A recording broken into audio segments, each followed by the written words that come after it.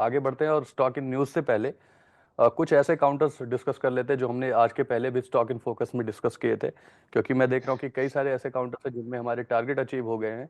तो one by one करके उन पर पहले आपकी राय जान लेते हैं कि क्या उन्हें प्रॉफिट बुकिंग करनी चाहिए या होल्ड करना चाहिए। शारदा क्रॉप आपने प्रॉफिट बुकिंग एडवाइस की थी, वो हमने पहले भी कर लिया है।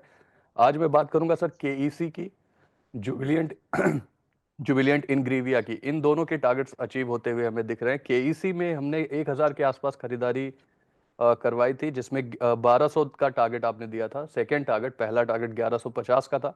दोनों अचीव होते हुए हमें दिख रहे हैं।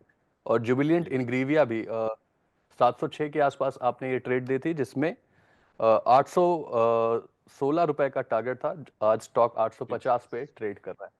तो सर जुबिलियंट इंग्रेविया और केईसी, इन दोनों में आपका क्या व्यू है? जी।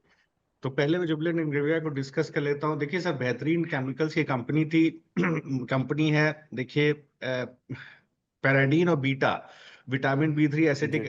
एनहाइड्राइड वगैरह कंपनी बनाती है। तो हम्म। टॉप 10 ग्लोबल एग्रोकेमिकल कंपनीज में से है। 42% रेवेन्यू स्पेशलिटी केमिकल से आता है, CDMO, फार्मा, एग्रो, सेमीकॉन वगैरह से आता है, फाइन केमिकल्स वगैरह से आता है। मुझे लगता है कि बिल्कुल जो पैराडीन है एक वर्सेटाइल और बेसिक सॉल्वेंट है, रिलेटिवली नॉन रिएक्टिव है। तो इसका यूसेज आप देखेंगे फार्मास्यूटिकल इंडस्ट्री में बहुत ज्यादा होता है, इसके डेरिवेटिव्स का यूसेज बहुत ज्यादा होता है। तो यहां से बहुत अच्छी टॉप लाइन कंपनी को मिलती है, मार्जिन बहुत अच्छे हैं। एग्रीकल्चर में भी देखें तो पैराडाइन का एम्प्लॉयमेंट होता है, एग्रोकेमिकल, हर्बिसाइड, इंसेक्टिसाइड वगैरह में। तो देखिए मार्केट बहुत लंबी चौड़ी है इनके पास। आप देखिए ये बड़े रॉ मटेरियल सप्लायर हैं, अगर आप देखेंगे तो एग्रोकेमिकल्स के अंदर और फार्मास्यूटिकल इंडस्ट्री के अंदर। तो इस वजह से आप देखिए कंपनी के मार्जिन अच्छे हैं, स्टॉक अच्छे से चल रहा है। तो जो मूव हम लोगों ने एंटिसिपेट किया था, अब देखिए 850 के आसपास स्टॉक आ गया है। मुझे लगता है अभी भी ट्रेंड बाकी है।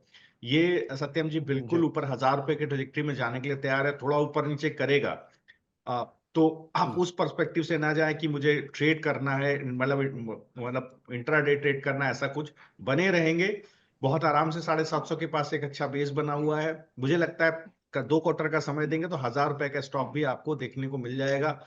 सिमिलरली आप अगर केसी इंटरनेशनल को देखेंगे तो यहाँ पर भी देखिए बहुत बेहतरीन ट्रेंड देखने को मिल रहा है केसी के अंदर। मुझे लगता है ये stock one of the finest stock मुझे, अगर फार्मा सेक्टर, अगर मुझे इसके अंदर देखें, मतलब एग्री इंफ्रास्ट्रक्चर में देखें, मुझे देखने को मिलता है।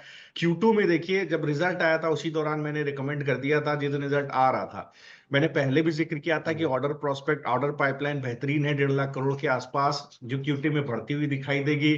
ग्रोथ बढ़ेगी जैसे गवर्नमेंट इंफ्रास्ट्रक्चर इन्वेस्टमेंट और प्राइवेट कैपेक्स बढ़ता हुआ दिखाई देगा। ट्रांसमिशन, डिस्ट्रीब्यूशन, सिविल मैनेजमेंट में देखिए एक अच्छी ग्रोथ देखने को मिलेगी। तो मैनेजमेंट का भी मानना है कि 15% revenue growth despite of all the challenges आपको देखने को मिलेगी। डेट रिडक्शन का प्रोसेस चल रहा है, तो देखिए जब कभी डेट रिड्यूस होता है उसका सीधा सीधा सीधा सीधा असर ईपीएस के ऊपर पड़ता है, नेट प्रॉफिट के ऊपर पड़ता है। तो देखिए यहाँ पर आप देखेंगे ऐसे ही टावर जो बेसिकली इनका ग्लोबल जो इन्होंने टेक ओवर किया था, वहां पर भी देखिए डेट रिडक्शन 40% के आसपास दिख रहा है। 300 करोड़ का डेट है, वो भी मान के चल रहे हैं कुछ दिन में खत्म हो जाएगा। तो देखिए बेहतरीन प्ले है, मुझे लगता है बिल्कुल साहब यहाँ बने रहना चाहिए। भाव आ गया है 1200, 1300 का टारगेट दिया था, देखिए वो आ गया। मुझे लगता है थोड़ा बहुत सस्टेन करके अभी और ये ऊपर की तरफ जाएगा। पोजिशनली होल्ड करेंगे तो स्लोली एंड ग्रेजुअली ये हो सकता है 1500 रुपए की तरफ भी आपको जाता हुआ दिखाई दे।